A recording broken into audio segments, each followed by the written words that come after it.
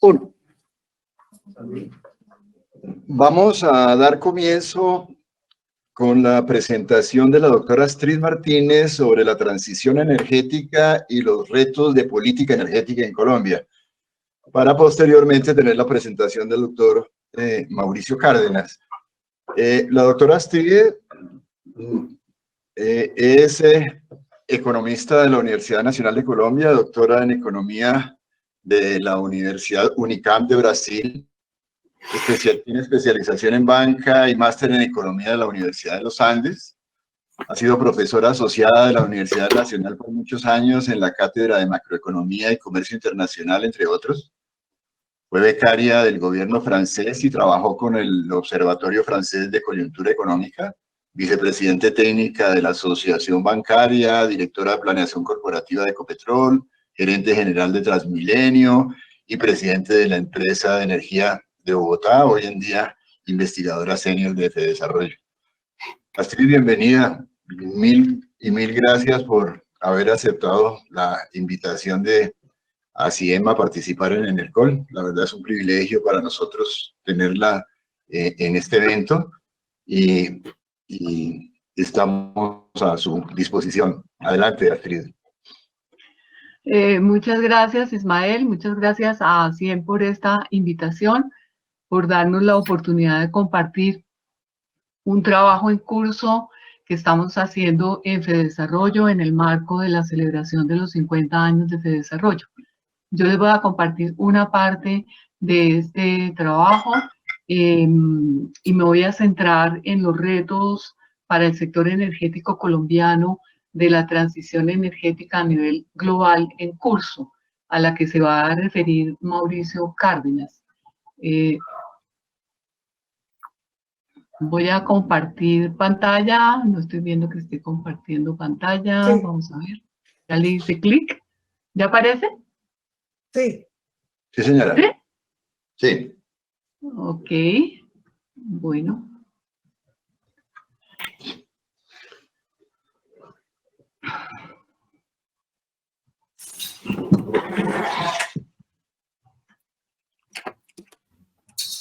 Vamos a ver si me deja moverla. Ah, ya. Bueno, entonces en esta presentación del conjunto que comprende ese trabajo que mencioné, voy a centrarme en dos aspectos relacionados con la demanda de energía en Colombia y con el balance oferta y demanda para cada uno de los energéticos. No me voy a referir a otros aspectos del trabajo que tienen relación con los aspectos macroeconómicos de esta problemática, de cómo se refleja en las cuentas fiscales y externas el sector energético. Como una introducción general de en qué consiste esta transición energética, lo que tenemos es que hay unos retos para las empresas petroleras de producir más energía para atender la demanda del mundo, una población en crecimiento, con un crecimiento de las economías que ha sido un poco pausado por la crisis del COVID-19, y producirla en condiciones de sostenibilidad ambiental, con más energía y menos carbono. En países como Colombia, a este mismo desafío se suma el otro que tiene la dimensión macroeconómica, y es que estos países dependen en su estructura de exportaciones de los fósiles, y ellos a su vez contribuyen a los ingresos del gobierno nacional para satisfacer necesidades sociales. Entonces, tiene el desafío de producir más energía con menos carbono, pero también debe mantener en un cierto nivel la producción de fósiles. Los objetivos de política pública en el sector energético incluyen, además de los que yo voy a tratar de seguridad energética y de sostenibilidad ambiental, pues la equidad en el acceso a la energía y los propósitos del gobierno de garantizar la estabilidad macroeconómica con la contribución de estos combustibles.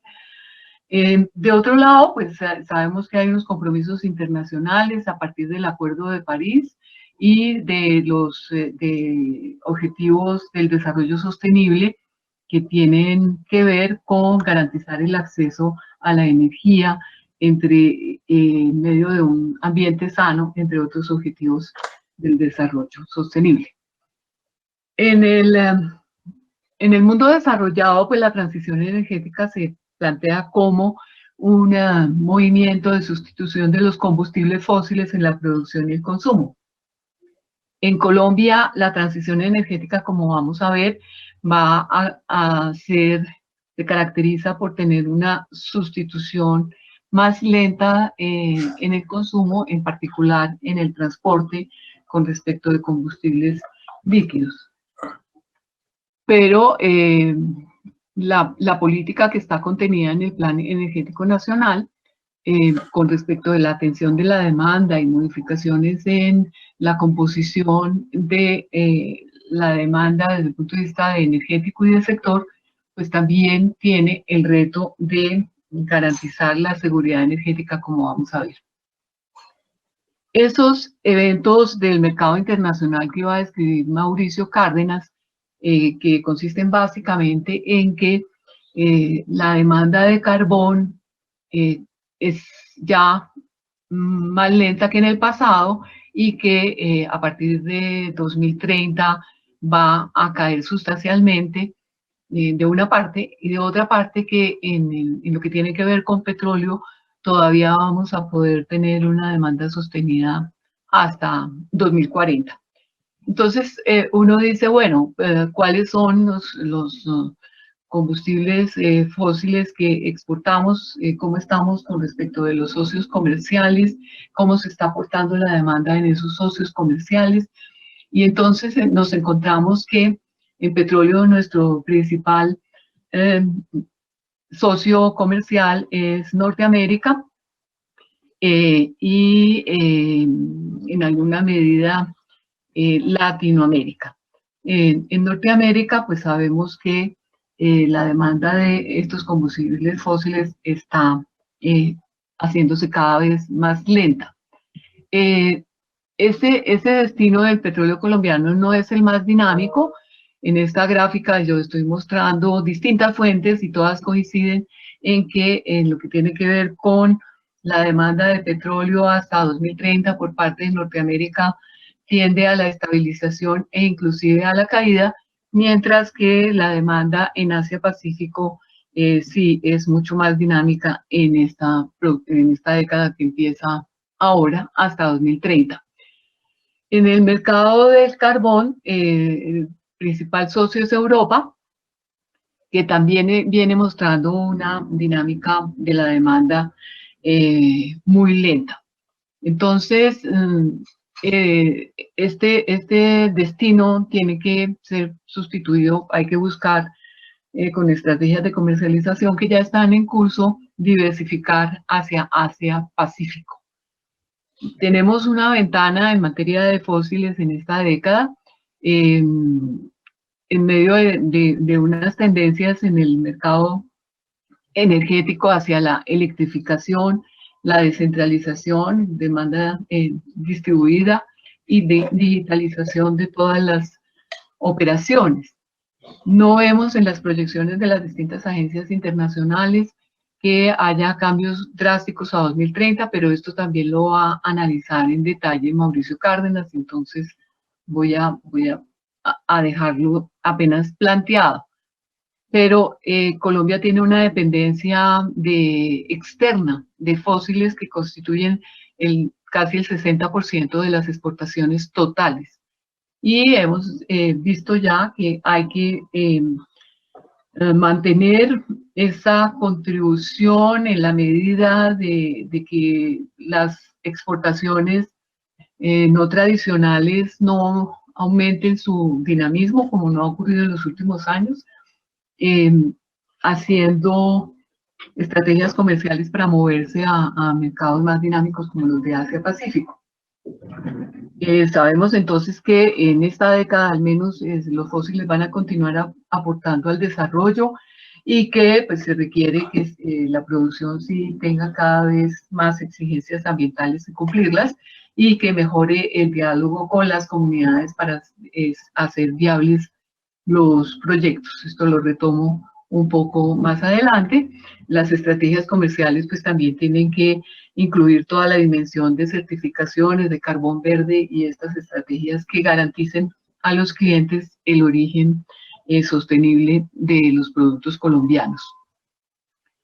En cuanto a la demanda, tenemos que en Colombia la demanda de energía para los próximos 10 años e inclusive hasta 2050 están contemplados en el Plan Energético Nacional. Vamos a ver rápidamente cómo luce o cómo ve la UDME esa demanda de energía por fuente a 2030 y por sectores. Y concluyo esta sección con un pequeño comentario sobre las políticas públicas requeridas. En materia de el control de las emisiones, ¿cuál es el objetivo pues, de sostenibilidad ambiental? Pues tenemos en esta identidad de Calla que las emisiones de CO2 pues no son una función, porque esto es como una identidad matemática, tienen relación con la intensidad de las emisiones en la producción de energía, con la intensidad de energía del PIB, con el crecimiento del PIB y con el crecimiento de la población.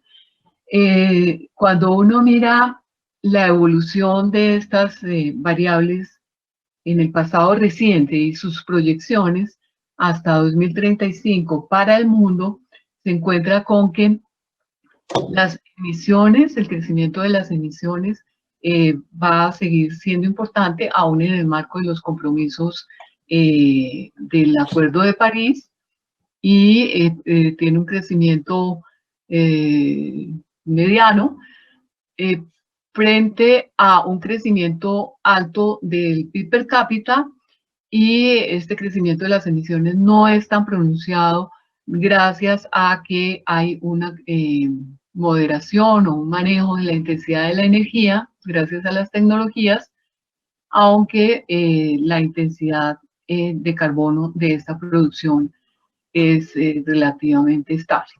El crecimiento de la población pues está un poco por debajo de las emisiones, pero pues también es positivo.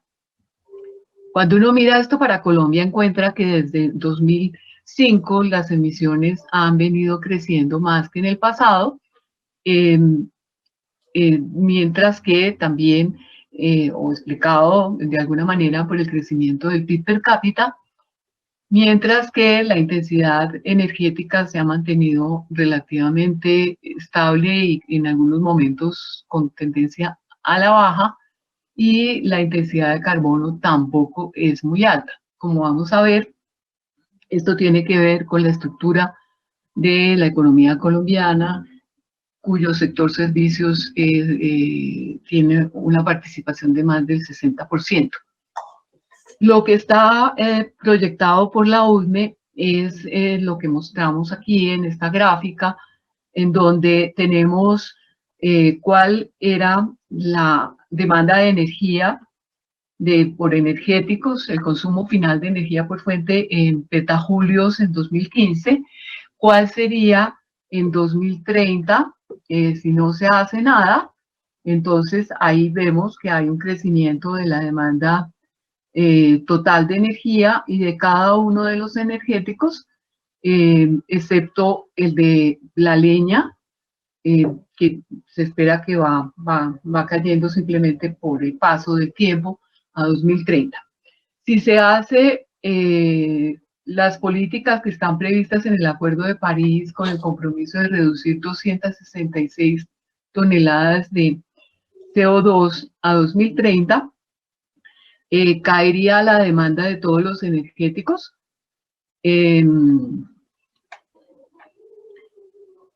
excepto la de leña, que caería un 50%, y la de GLP. Pero pues digamos que el crecimiento sería más moderado que si no se hiciera nada. Las nuevas políticas es un escenario de la UNE en que supone que la reducción, el compromiso de reducción de emisiones sería condicionada a contar con apoyos en investigación y desarrollo de otros países, y entonces la caída de la demanda sería aún mayor.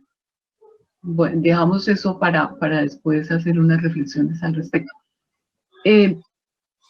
Ya cuando uno mira por sectores, se encuentra que de aquí a 2030 el consumo de combustibles fósiles va a continuar aumentando, y solo a partir de 2030 puede uno pensar en una estabilización del consumo de gasolina, y aunque habrá un crecimiento de entre 2030 y 2040 del consumo de diésel.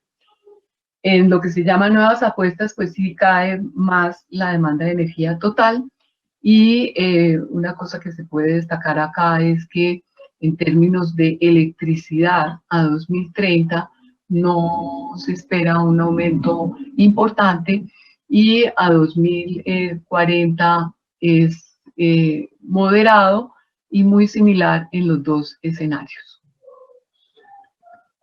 En cuanto a la industria, pues se espera, o la UNE espera, que el carbón sea participación frente al gas y la electricidad en la industria. Esto va a depender de manera importante de los precios del gas y de las inversiones en renovación o en cambio de calderas en la industria. En cuanto al sector residencial urbano, la política tendrá mayor énfasis en lo que prevé la UNE, es la eliminación del consumo de leña en 2030, y hay un aumento en gas y en electricidad. Que pues en el escenario de nuevas apuestas pues tiene un poquito más de mayor intensidad. El sector terciario, lo que les comentaba, es el más importante en los aportes al PIB, pero es el menos intensivo en términos energéticos. La electricidad es el energético que se usa más en este sector, donde los principales usos son la iluminación, el aire acondicionado y la refrigeración.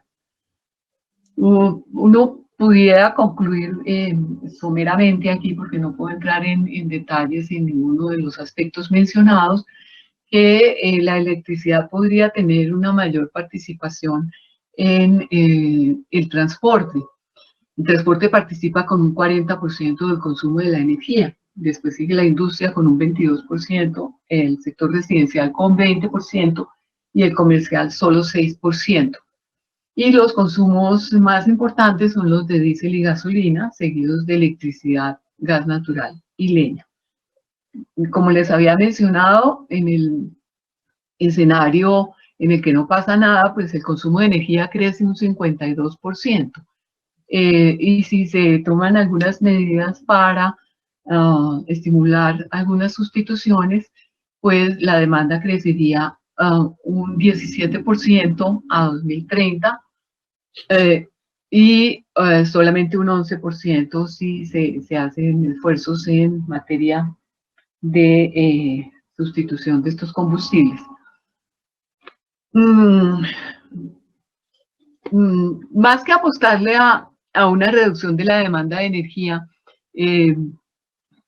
creemos que hay que apostarle a una mayor participación de gas y electricidad, porque esta proyección de reducción en el consumo de energía para hasta 2030 desconoce que Colombia está muy por debajo de los estándares deseados en términos de bienestar humano, con un consumo de 40 gigajulios que debería estar aspirando a llegar a 80 o 100. O sea, todavía hay mucho espacio para estimular el consumo de energía de los hogares y ganar en bienestar, en acceso a electrodomésticos, inclusive pues a la luz eléctrica. Pero para atender esta demanda que se proyecta, es necesario pensar en cómo estamos en términos de seguridad energética, de abastecimiento de los distintos energéticos. También tengo que hacer una pasada un poco rápida por estos balances que son producto de estudios de abastecimiento de la URNE y de algunos análisis que ha hecho la misión de transformación energética. En cuanto a los escenarios de petróleo, se proyectan escenarios suponiendo diferentes precios que hacen viable la incorporación de reservas de distinto tipo. Entonces, con un precio de $50 tendríamos que, y con una demanda interna que está señalada en esta línea, que es el de la demanda de las refinerías, podemos seguir exportando, pero a 2027 tendríamos que estar ya contando con reservas cuyo desarrollo es viable a precios superiores a los $50 el barril. Para que se puedan incorporar las reservas de yacimientos no convencionales, se requieren precios de más de $60 el barril, así como para incorporar reservas de offshore. En cuanto al carbón, lo que tiene la Agencia Nacional Minera son unos escenarios en los cuales podemos tener una mayor oferta dependiendo de si se da un escenario de divergencia en el cual todos los problemas con comunidades y para la aprobación de licencias ambientales no se resuelven, y un escenario de continuidad, que las cosas continuaran más o menos como están hoy, aunque pues esa proyección está un poco alta si nosotros vamos a ver los números actuales, que están por debajo de los 100 millones de toneladas anuales que se proyectan acá. No tenemos un desbalance de oferta y demanda, tenemos reservas medidas para 69 años. Aquí los problemas son de otra naturaleza, de si podemos o no aprovechar este recurso para apalancar el desarrollo. En términos del balance de gas natural, como muchos saben y como se va a ver en más detalle en la sección de gas natural, a partir de 2024 se requiere aumentar la oferta vía regasificadoras, porque no se va a poder atender la demanda de gas del sector no termoeléctrico, donde es prácticamente imposible sustituirlo, como si se puede sustituir el gas natural por combustibles líquidos en eventos como el Niño o de alguna escasez. Y en 2027 definitivamente se requeriría no solamente la regasificadora del Pacífico, sino también una regasificadora adicional en el Caribe, que puede ser una de La Guajira. En combustibles líquidos, pues ya somos deficitarios, tanto en diésel como en gasolina. La demanda continuará aumentando, como hemos dicho, hasta 2040, y ahí se va a requerir importaciones o ampliación de capacidades de refinación locales, y la decisión ahí pues tiene que ver con análisis financieros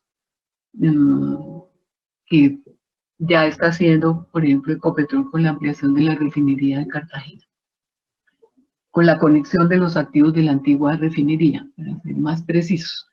En el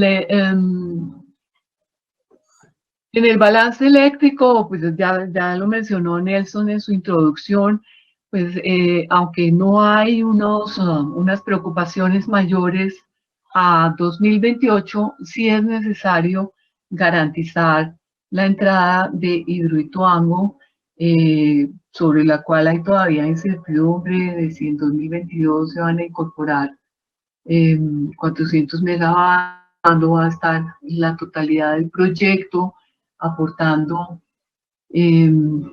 a este balance, y también las dificultades que están teniendo los proyectos de energía renovable no convencional debido a las líneas de transmisión que permitirán poner esa energía en el sistema. Entonces, con respecto de seguridad, para dejar un poco esto planteado, para llegar rápidamente a las conclusiones de este trabajo en los dos temas de sostenibilidad y de seguridad energética. En seguridad energética, recordar que hemos perdido posiciones en el ranking de seguridad. Siempre decíamos que teníamos hidroelectricidad y que no teníamos mayores problemas, pero esto se ha venido reduciendo en términos más amplios por la relación reservas-producción de petróleo y gas y la incidencia del cambio climático en la oferta de energía eléctrica. La oferta de hidrocarburos, incluido el gas natural, depende de la exploración en áreas continentales y de yacimientos convencionales, que ahí todavía queda mucho por explorar, así como en el offshore y en los yacimientos no convencionales. Como dijimos, el déficit está planteado para 2028. La demanda de diésel, de combustibles líquidos, de jet, sobre todo, va a continuar aumentando más allá de 2030, y pues cómo se suple depende de qué pase con la oferta de crudo nacional y con el análisis financiero de la ampliación de las refinerías domésticas. En cuanto al gas natural, pues se ha dicho que es el combustible de la transición, que resulta de exploraciones en búsqueda de hidrocarburos también. La prospectividad en yacimientos no convencionales es muy grande. Se puede satisfacer la demanda con importación. Es un mercado maduro, hay que satisfacerla de alguna de las dos maneras. Si se satisface con gas licuado, pues tenemos una oportunidad, porque está cayendo la demanda, porque en países, en los grandes clientes de Estados Unidos, por ejemplo, se está sustituyendo directamente por energías renovables no convencionales, sin pasar por gas natural. Y pues en Colombia apoya y respalda la energía firme, en conjunto con otros combustibles. Entonces uno diría que la importación pues comporta más emisiones, y limitar la producción nacional no necesariamente va a evitar las emisiones globales.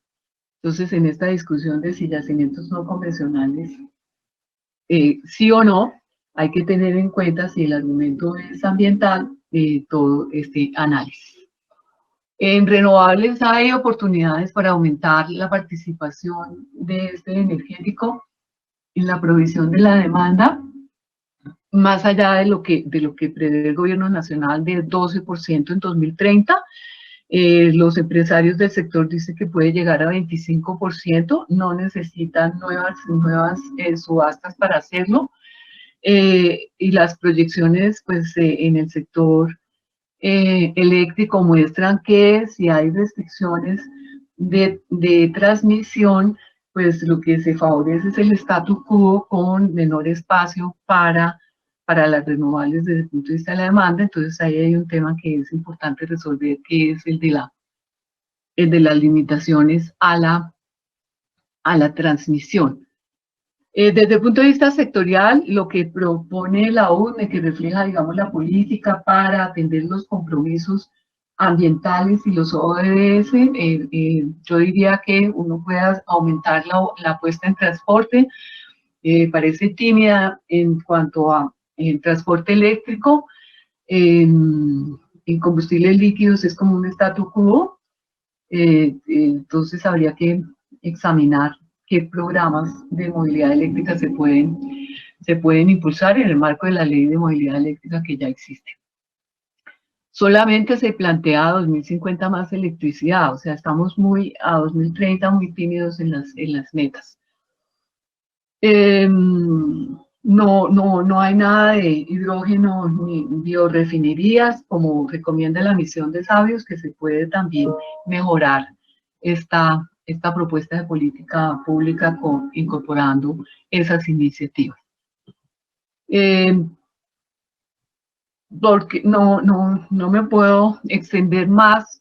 En la agenda de la transición, pues sí, ya está en el PEN, pero como les decía, sí es muy importante reducir el consumo de leña, lograr la universalización del servicio eléctrico, que es uno de los objetivos de equidad ambiental al que no me he referido aquí en particular, pero hay que hacer más investigación, más recursos para identificar tecnologías y acciones adicionales para reducir aún más los niveles de emisiones, y las metas ambiciosas traerlas a 2040 y a 2030 y no dejarlas en 2050, que es un plazo un poco largo. Yo dejo por acá, tengo algunos comentarios sobre la política de gestión del cambio climático del Ministerio de Minas y Energía, donde ya está adelantado, planteado el compromiso de reducir 11 millones de toneladas de CO2 equivalentes por parte del sector, para dar paso a la intervención de Mauricio Cárdenas, y tal vez al final, si hay lugar a preguntas, hacer unas reflexiones sobre la coyuntura. Muchas gracias.